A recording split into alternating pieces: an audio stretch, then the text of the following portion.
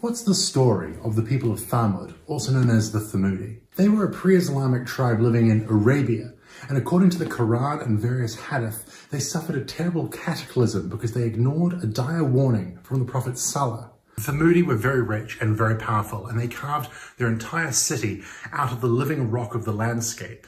When this calamity came in the form of a dust storm mixed with an earthquake, they retreated into their stone-cut houses to try and survive, but of course they didn't. They were trapped in there and they died.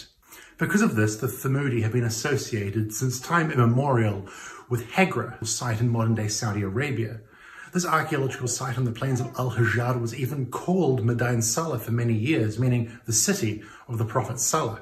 Hegra is a funeral city. It is a tomb complex carved out of the living rock, and historically these rooms were filled with skeletons. And for this reason, it seems likely that they're connected to the story of the people of Thamud. Hegra, however, is a Nabatean funerary site, connected to the Nabatean culture who built Petra. It is not Thamudic. But if not at Hegra, then where did the people of Thamud, where did the Thamudi live? They appear in various historical documents from the Assyrians and the Romans. The Roman Empire actually refers to them as serving as auxiliary soldiers. You get Thamudi warriors fighting for the emperors of Rome on the southeastern frontier of the Roman Empire. But there's very little we actually know about this very mysterious civilization.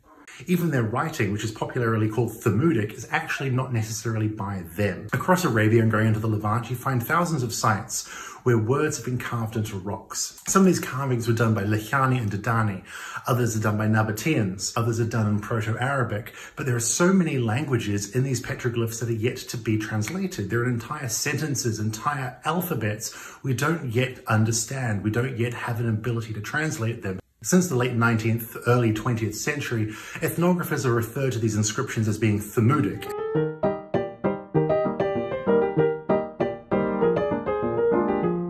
But we don't necessarily know if it was the Thamudi themselves carving these mysterious inscriptions.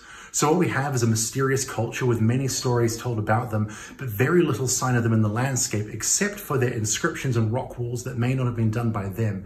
They are a mysterious people that have an even more mysterious language. We know that they existed. We know that they left their impact in some way on the landscape, but we know so little about them besides that. As an archaeologist, this is one of the most exciting things to encounter, a real-life mystery, something that we don't yet have all the answers to, but there are clues scattered across the deserts of Arabia.